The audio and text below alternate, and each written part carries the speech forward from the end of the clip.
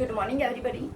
आज हमारी सीरीज रहेगी सॉल्व क्वेश्चंस। हमने अभी तक जो किया पूरा पाषाण काल, मध्य पाषाण काल और नव पाषाण काल, उसी पे हमें आज ये देखना है कि हमारे कितने क्वेश्चन हम उस पर सॉल्व कर पाते हैं। सारे क्वेश्चन उसी से रिलेटेड होंगे, जो हमने पढ़ाया है सब उसी से आएगा, कुछ उससे अलग कुछ नहीं।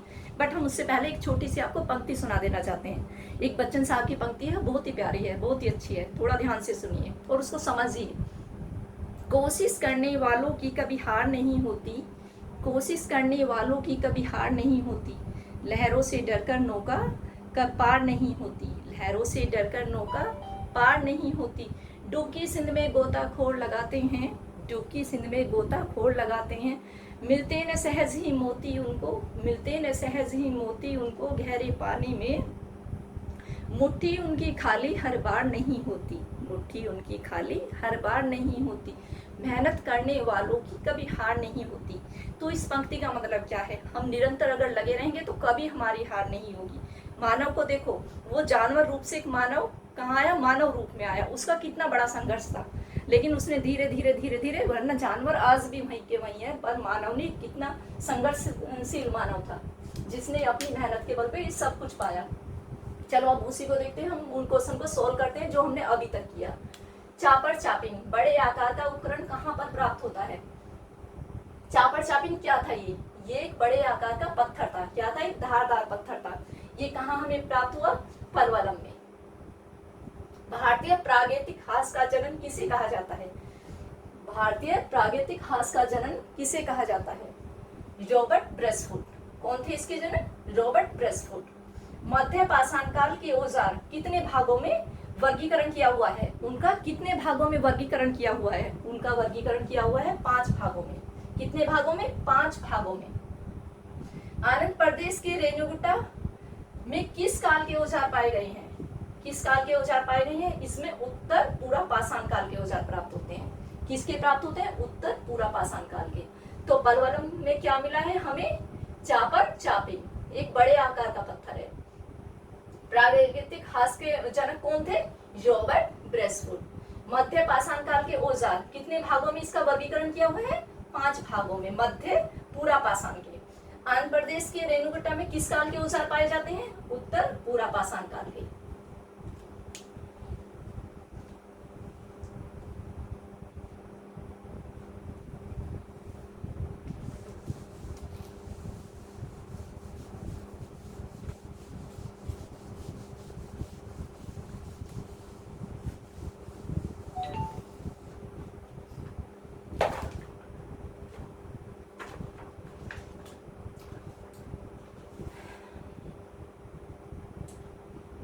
भारत में पाषाण युग के बारे में किस विज्ञान के आधार पर पहचाना जाता है? भारत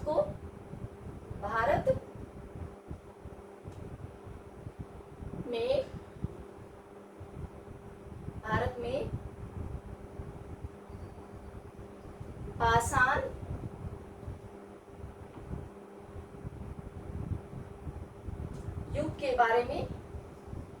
के बारे में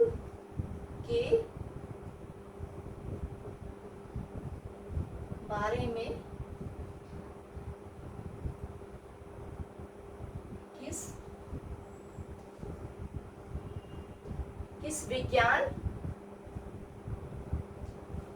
के आधार पर पहचाना जाता है? विज्ञान के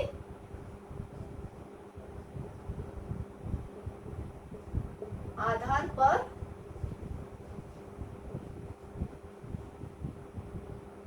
पहचाना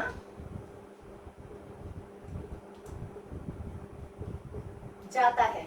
बताइए, भारत में पाषाण युग के बारे में किस विज्ञान के आधार पर पहचाना जाता है? शिल्प विज्ञान के आधार पर। किस पर? शिल्प विज्ञान के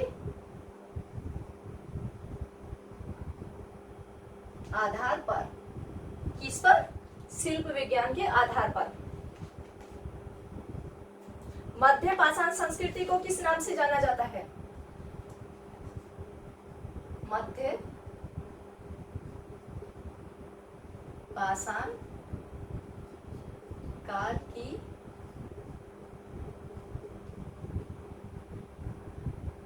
संस्कृति को किस नाम से जाना जाता है? बताइए। फलक संस्कृति के नाम से, फलक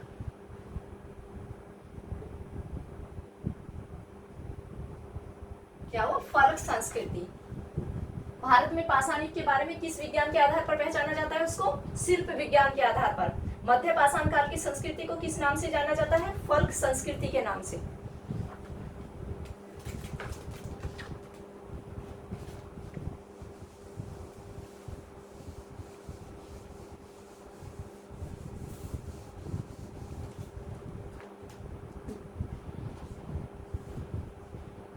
कोपेनहेगन संग्रहालय की सामग्री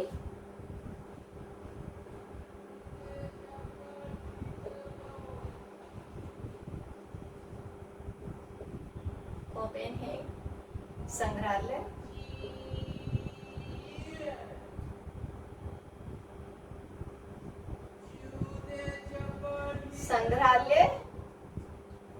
की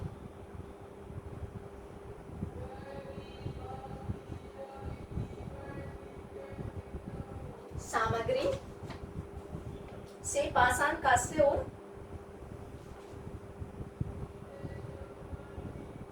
पाषाण, कांस्य और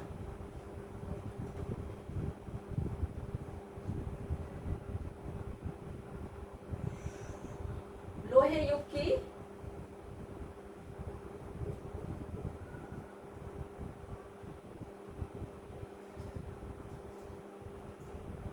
त्रिगुणीय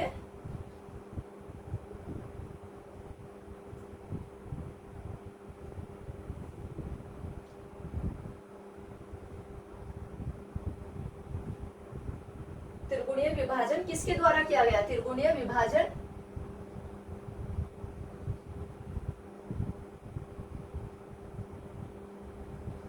किसके द्वारा किया गया? कोपेनहेगन संग्रहालय की सामग्री पाषाण, कांस्य और लोहे युग की त्रिगुणीय विभाजन किसके द्वारा किया गया? थॉमसन द्वारा। किसके द्वारा? थॉमसन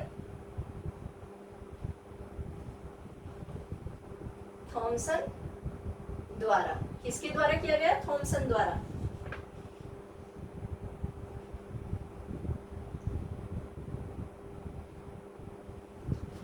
निम्न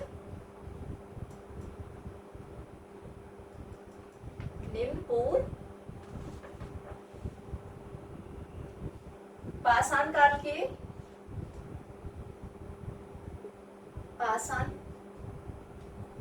के मानव के बारे में निम्नलिखित में से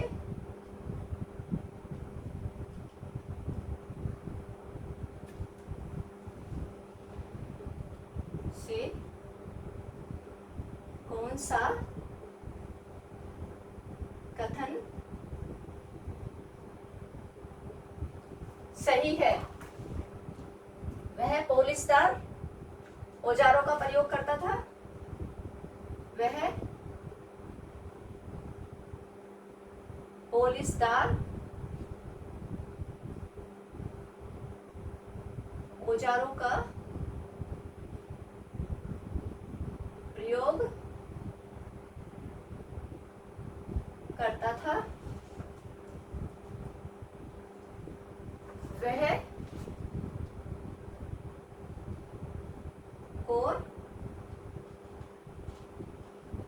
उपकरणों का प्रयोग करता था। क्या करता था वो? कोपेनहेगन संग्रहालय की सामग्री पाषाण, कांस्य और लोहा युग की त्रिगुणीय विभाजन किसके द्वारा किया गया? थॉमस द्वारा, सर थॉमस द्वारा। निम्न पूर्व पाषाण काल में मानव के बारे में निम्नलिखित में से कौन सा कथन सही है? इसमें से एक कथन सही है, कौन सा सही है वो आपको बताना है। वह पोलिसदार औजारों का प्रयोग करता था, वह कौर उपकरणों का प्रयोग करता था, क्या पोलिसदार हथियारों का औजारों का प्रयोग नहीं करता था? तो कौन सा सही है? वह कौर उपकरणों का प्रयोग करता था, राइट।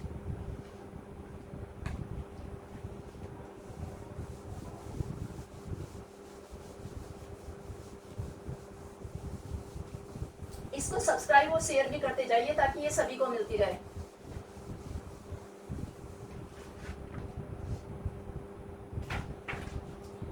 सही कालक्रम में व्यवस्थित कीजिए, सही कालक्रम।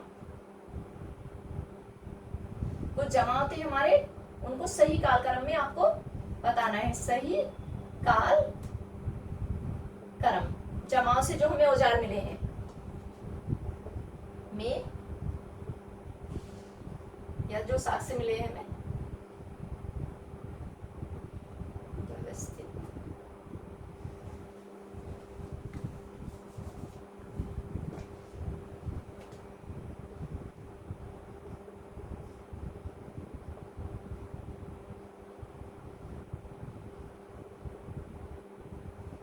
कीजिए।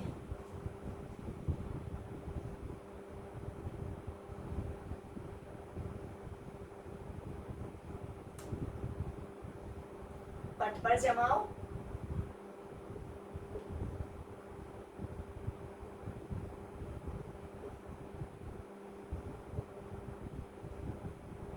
खेतौनी जमाओ, ये बर्फ के जमाव थे जहां से हमें उनके साक्ष्य प्राप्त होते हैं। बाघोर जमाव, फोर, सिंधावल जमाव,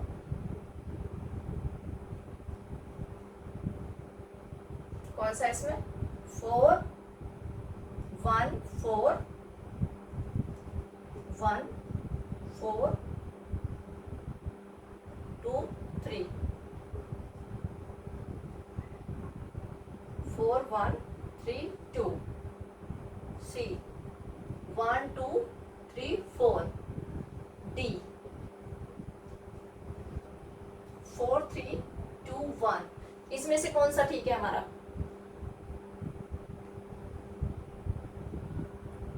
4 1 3 2 4 1 3 2, ये हमारा राइट है। क्या है इसका? मार्टिन विलियम्स और कीथ रॉयस। कौन थे? मार्टिन विलियम्स और कीथ रॉयस ने इस जमाव की खोज की। इस जमाव की खोज की। तो इनका कालक्रम क्या था? पहला सिंघावल जमाव, पटपरा जमाव, बाघोर जमाव,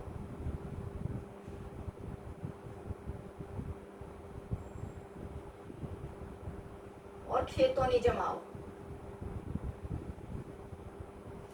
क्या था?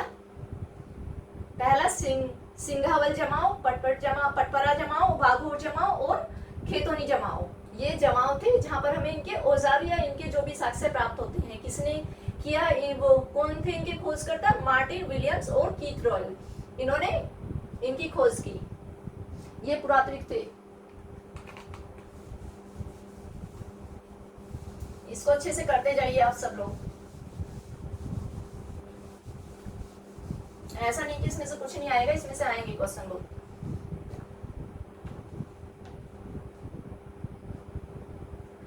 अभी ये क्वेश्चन ये चीजें हमने आपको सब पढ़ाई थी। भारत में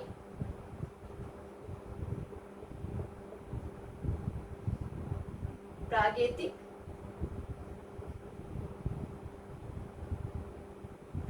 प्रागैतिहासिक मानव का प्राचीन जीवाश्म कहाँ मिला है? भारत में प्रागैतिहासिक काल का मानव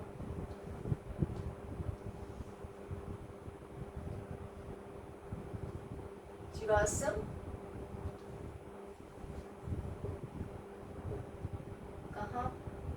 कहाँ पर प्राप्त हुआ है? कहाँ पर प्राप्त हुआ है? मानव का जीवाश्म कहाँ प्राप्त हुआ है? प्रागैतिहासिक हथनोर। कहाँ पर? हथनोर में। ये कहाँ है? मध्य प्रदेश।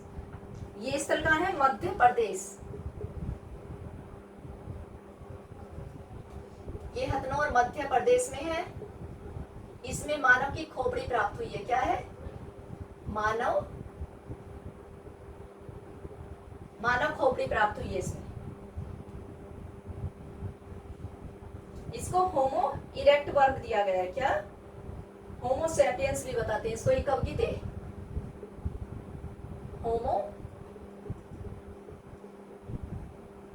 Homo sapiens. क्या नाम किसकी थी? होमो सैपियंस की। कहां पर मिली है? नर्मदा नदी पर। कहां? नर्मदा नदी,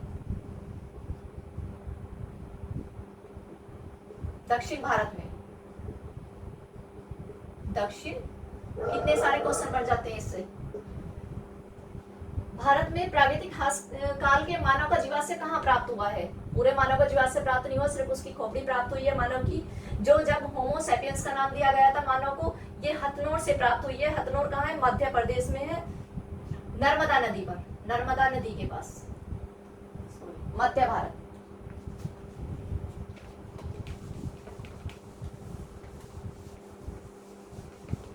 आज हम थोड़ा जल्दी कराने की कोशिश करेंगे, बस आज आपकी टेस्ट सीरीज है। प्रथम मानव जीवाश्म भारत की किस नदी घाटी पर मिला है? ये तो हमने अभी बताया, नर्मदा नदी घाटी पर। भारत में सर्वप्रथम पूर्व पाषाणकालीन उपकरणकर्ता कौन थे? पुरातत्वविद कौन थे? रॉबर्ट ब्रसफुट। इन्होंने कब की इसकी खोज? 1863 में। चापर चैपलिंग का भी हो गया आपका।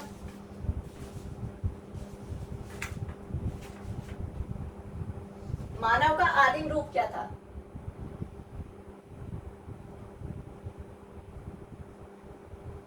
मनुष्य।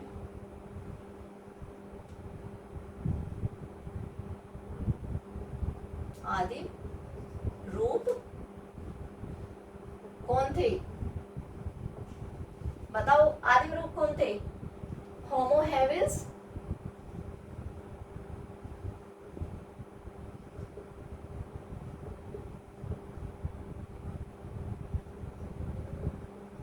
होमो हैबिलिस, होमो इरेक्ट,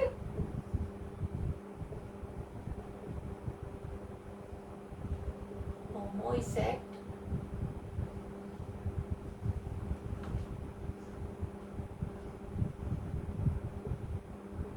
होमो सैपियंस, या फिर होमो सैपियंस। सैपियंस कौन थे? मनुष्य का आदिम रूप कौन थे? होमो हैबिलिस, होमो इसेक्ट, होमो सैपियंस, या Homo sapiens sapiens? Homo sapiens sapiens. Charles Darwin ने जैविक कर्मिक सिद्धांत कब सामने रखा? चार्ल्स डार्विन ने जैविक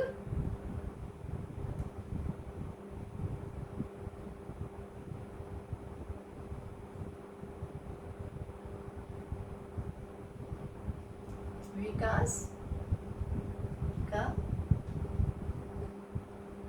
सिद्धांत कब सामने रखा?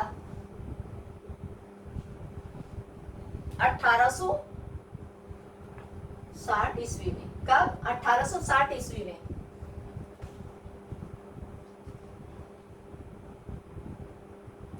रेडियो रेडियोधर्मी हास किस सिद्धांत पर आधारित है? पर आधारित है।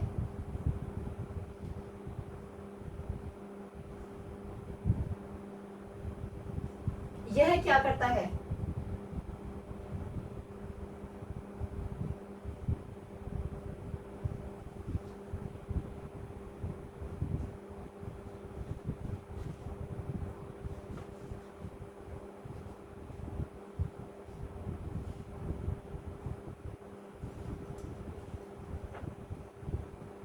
कोयला, लकड़ी,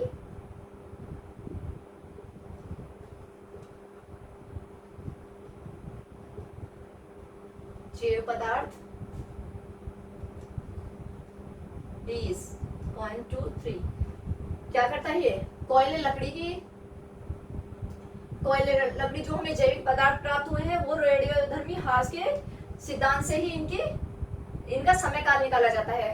तो ये काट कोयले की पहचान बताता है, जैविक पदार्थों की बताता है, या बीज की, या इन सभी की। तो इसके द्वारा हम इन सभी की जानकारी प्राप्त कर सकते हैं। ये काट कोयले की भी, जैविक पदार्थों की भी और बीज की भी। चार्ल्स डार्विन ने जैविक कर्मी के विकास का सिद्धांत कब सामने रखा? 1860 में। मनुष्य का आदिम रूप कौन थे? Homo sapiens sapiens.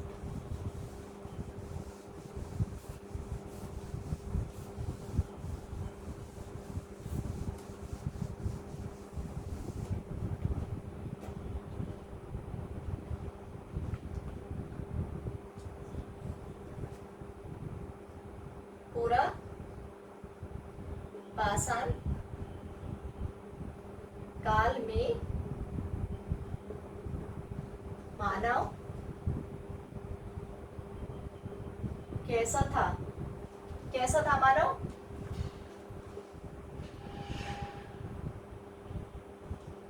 सभ्य,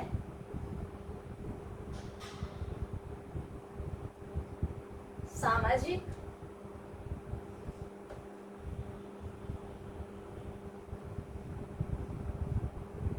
बार कैसा था? पूरा पाषाण काल में मानव कैसा था? वो सभ्य भी नहीं था और सामाजिक भी नहीं था, वो सिर्फ बर्बर था।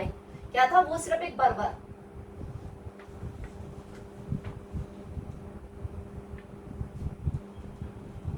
पूरा पाषाण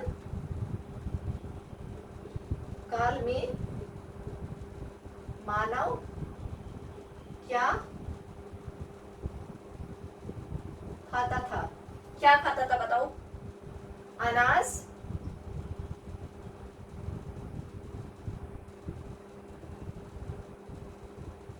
कच्चा मांस,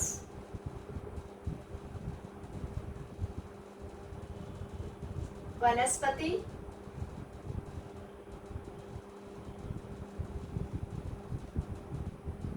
भुना मांस। क्या खाता था मानव? पूरा पाषाण काल में मानव क्या खाता था? कच्चा मांस।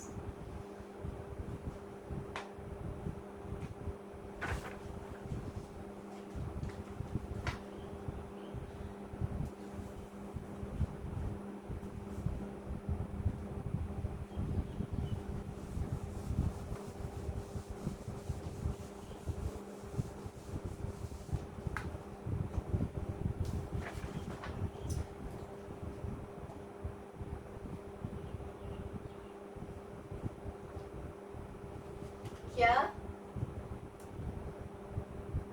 मध्य पूरा पाषाण काल में कला की अभिव्यक्ति थी? कला की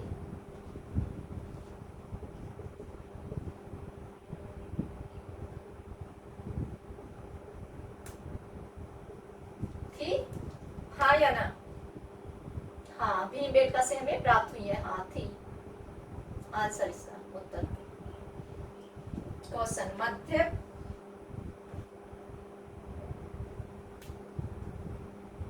मध्य पूरा पाषाण काल में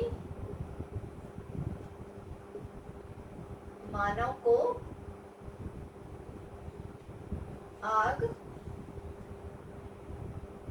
का ज्ञान था। मध्य पूर्व पाषाण काल में मानव को क्या आग का ज्ञान था? हाँ था, क्योंकि उसने आग की खोज कर ली थी।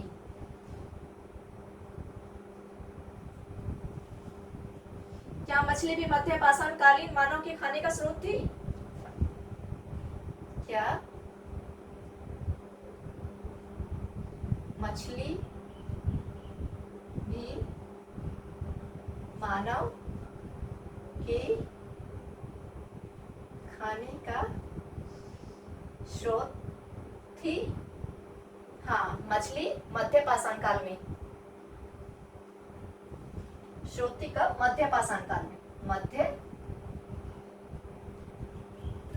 मध्य पाषाण काल में हाँ थी। क्या थी? मछली एक महत्वपूर्ण स्रोत थी। हाँ थी। हाँ। क्या मध्य पूर्व पाषाण काल में कला की अभिव्यक्ति थी? हाँ, भीमबेटका की गुफा से हमें मिली है।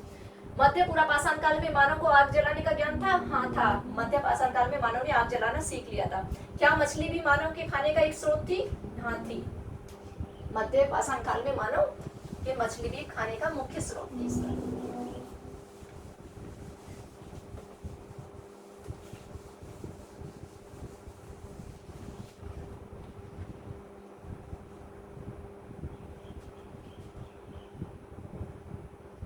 आदि मानव कहां पर रहता था? बताओ, आदि मानव कहां पर रहता था? घरों में, झोपड़ी में, गुफाओं में, या गुफा और पेड़ों की शाखाओं में? गुफा और पेड़ों की शाखाओं में। गुफाओं में और पेड़ों की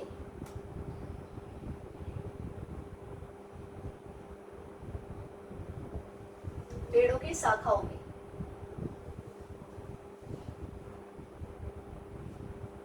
क्या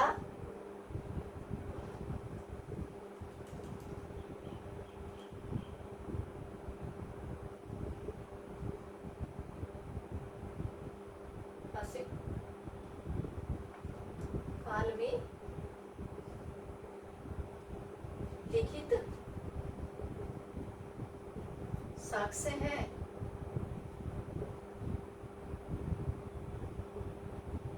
प्राप्त होते हैं? क्या प्रागैतिहासिक काल में लिखित साक्ष्य प्राप्त होते हैं? नहीं।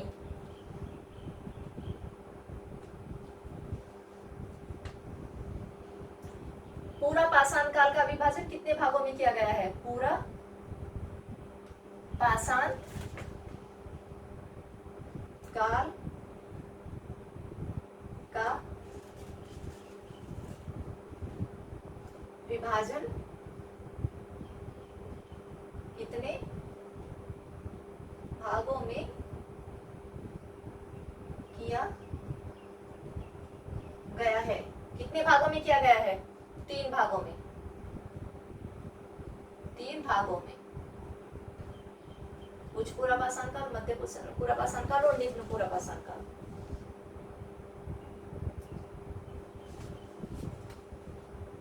पूरा पाषाण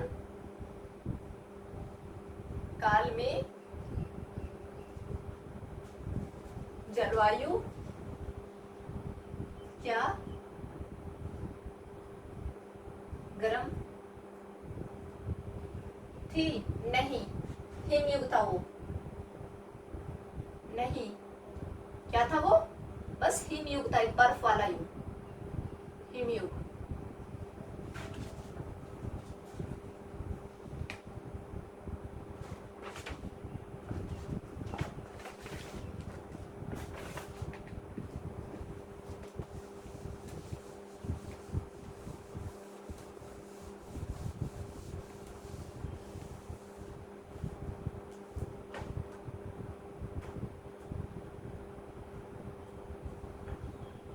विंध्य क्षेत्र में किस शिलाश्रय के सर्वाधिक मानव कंकाल मिले हैं?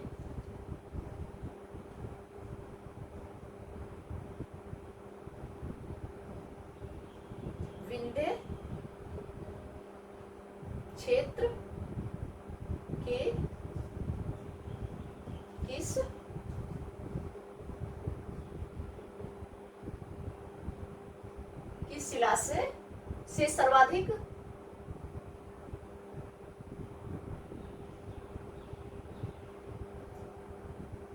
सर्वाधिक मानव कंकाल मिलते हैं।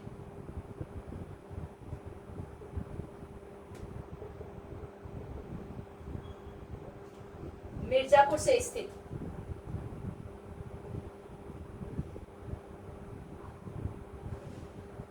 मिर्जापुर में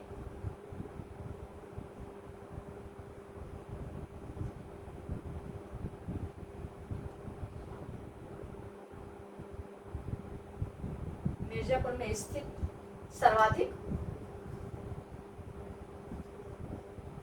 सर्वाधिक मानव कंकाल प्राप्त हुए हैं। कितने प्राप्त हुए? 17। संख्या कितनी है? 17।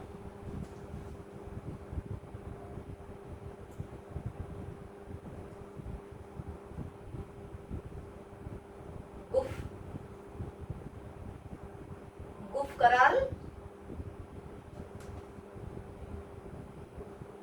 कहां पर नवपाषाण काल का स्थल था? ये कहां पर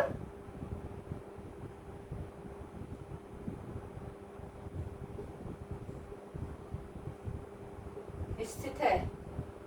कौन सी घाटी पर है ये? स्वात घाटी पर। स्वात घाटी कहाँ है ये? कहां पर है ये? जम्मू कश्मीर। कौन थे इसके पुरावेता? डी, ये भी बताया था आपको, डी टेरा पीटरसन और पीटरसन एवं पीटरसन कब इन्होंने खोज की? 1935 में। गुफरकाल कहाँ पर स्थित है? स्वात घाटी में। जम्मू कश्मीर, डी टेरा एवं पीटरसन। इसमें क्या मिलते हैं? पशुपालन के हिसाब से मिलते हैं, वहां रहने के भी मिलते हैं। विंध्य क्षेत्र को किस शिलाशय से सर्वाधिक मानव कंकाल मिलते हैं? विंध्य क्षेत्र के किस से मिलते हैं? लेखरिया से। कहाँ है? कौन सी जगह है वो? लेखरिया।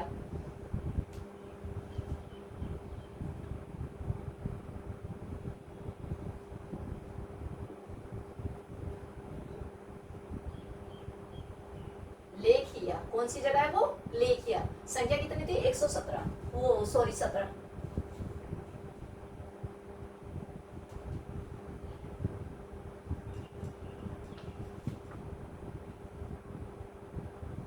भारत में किस शिलाशय से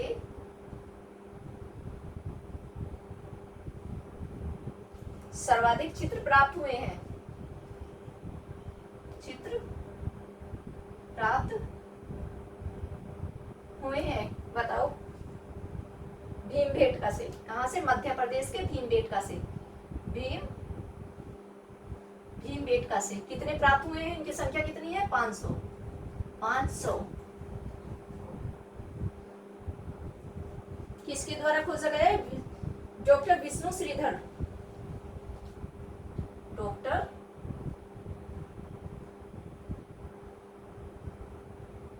विष्णु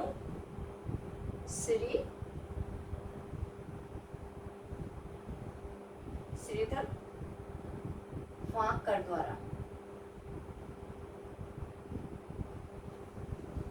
भारत में किस शिलाशय में सर्वाधिक चित्र प्राप्त हुए हैं? कहां से हुए? मध्य प्रदेश के भीमबेटका से। 5 की संख्या कितनी है? 500। डॉक्टर विष्णु श्रीधर वांकर द्वारा 1957 में।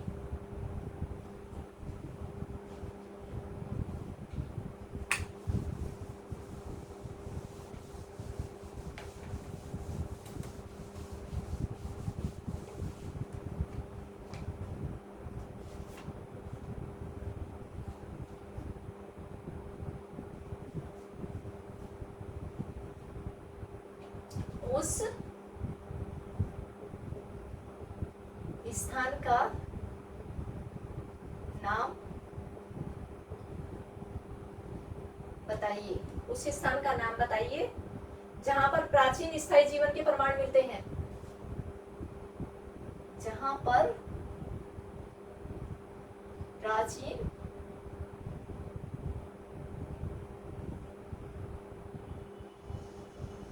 जहां पर प्राचीन स्थायी जीवन के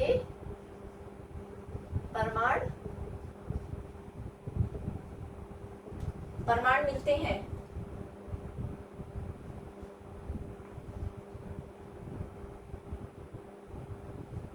मेहरगढ़ कौन सी जगह है वो? मेहरगढ़। कृषि का भी यहाँ क्या, यहाँ कृषि का भी प्रमाण मिलता है और यहाँ पे अनाज का भी प्रमाण मिलता है कि यहाँ अनाज था तो मानव भी वहां रहता था पहले। यहाँ अनाज और जौ मानव द्वारा से पहले क्या उगाया गया? मानव द्वारा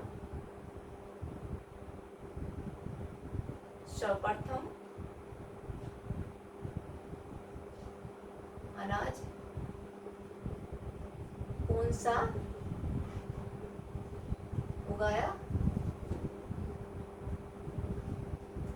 गया था? बताओ। गेहूं और जौ। गेहूं जौ।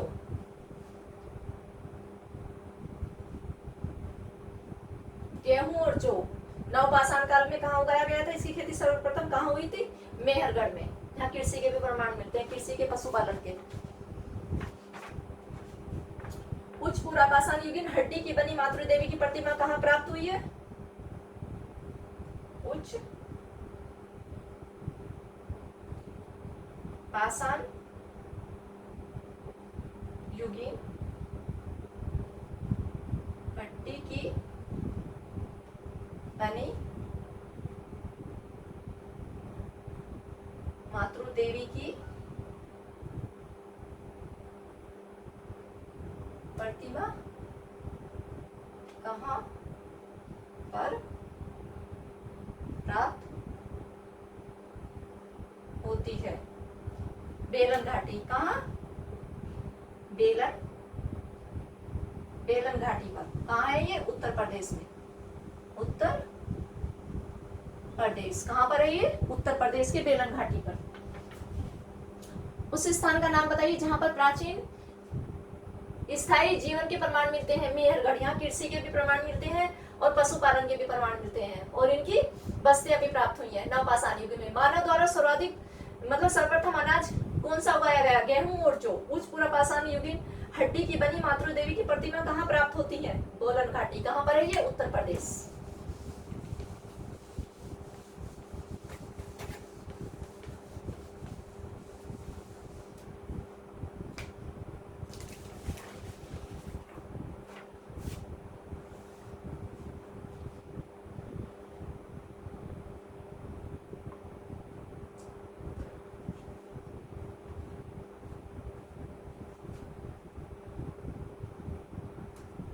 में से किस जाति की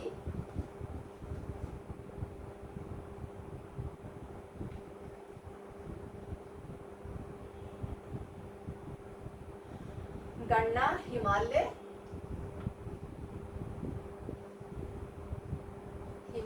की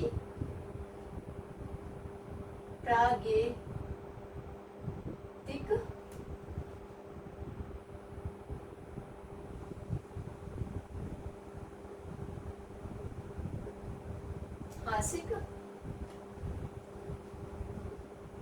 जाति से की जाती है। ये ध्यान से देखो। गंधर्व, यक्ष, किन्नर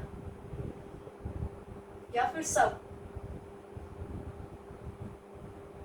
बताओ किसके? क्योंकि सब क्या थी? सब जाति बाद में आई थी, एक विदेशी थे ये। गंधर्व, यक्ष और किन्नर क्या है? ये भारतीय थे। तो हिमालय की प्रागैतिक में इस जाति की गणना की जाती है, क्योंकि ये ब्रह्म और वायु पुराण में कुमाऊं क्षेत्र के किरात में किन्नर, यक्ष, गंधर्व और विद्याधर नाग आदि जातियां निवास करती थी। कहाँ करती थी ये? हिमालय के, इनका कहाँ है, इनका वो कहाँ इनका उल्लेख किया गया है? वायु पुराण में और ब्रह्म पुराण में। कुमाऊं क्षेत्र में थी ये जातियां।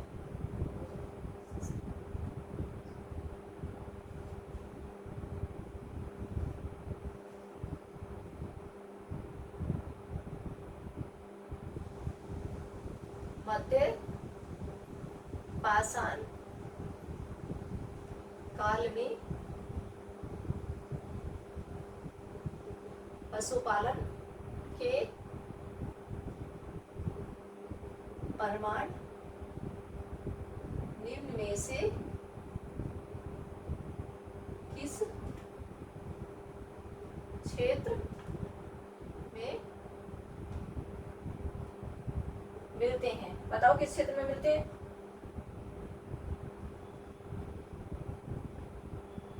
भीमबेटका, दमदमा, बागोर, ओदय। किस में मिलते हैं? बागोर।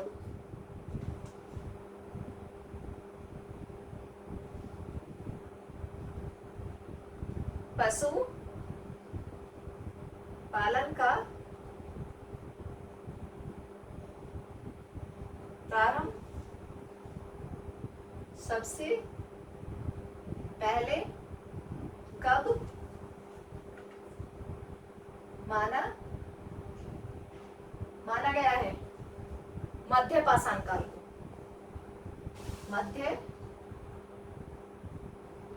मध्य पाषाण काल कब माना गया है? मध्य पाषाण काल।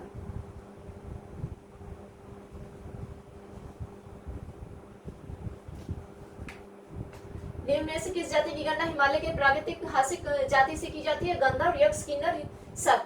गंधर्व 1 2 3 या 4 या 1 2 3 किससे की जाती है? A option, B option. 1 2 3 यानी कि गंधर्व, यक्ष और किन्नर की। मध्य पाषाण काल में पशुपालन के प्रमाण निम्न में से किस स्थान पर मिलते हैं? किस क्षेत्र में मिलते हैं? भीमबेटका, दमदमा, बागोर या ओदे? क्या मिलते हैं? बागोर।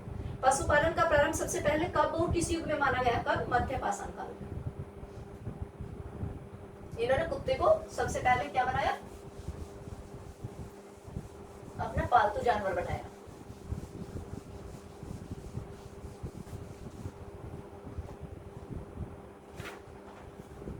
सराय नहर और महादा किससे संबंधित है?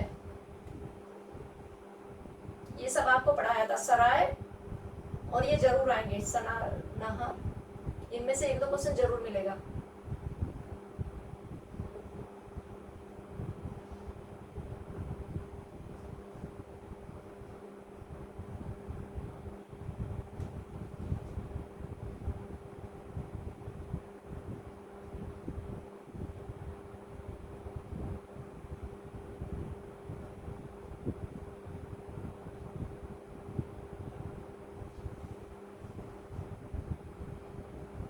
किससे संबंधित है? नव पाषाण काल से। नव पाषाण काल से।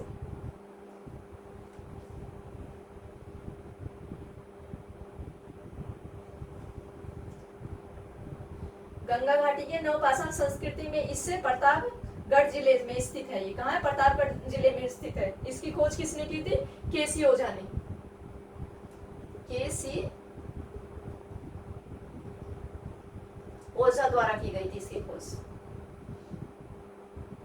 1969 में। कब? 1969 ईस्वी में। यहाँ क्या मिले हैं? 14 स्वैधान और 8 गढ़चुल्हे पाए गए हैं और समाधियां मिली हैं, जिसमें एक साथ 4 मानव को लिटाया गया था। एक साथ 4 मानव को लिटाया गया था। इसमें क्या है? समाधियां भी मिली है। केसी ओझा कौन थे? जिन्होंने इसकी खोज की, पुरावेता थे 1969 में।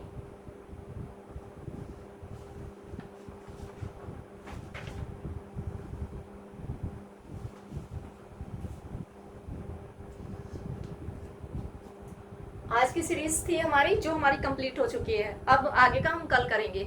इसको सब्सक्राइब, इस चैनल को सब्सक्राइब और लाइक कीजिए।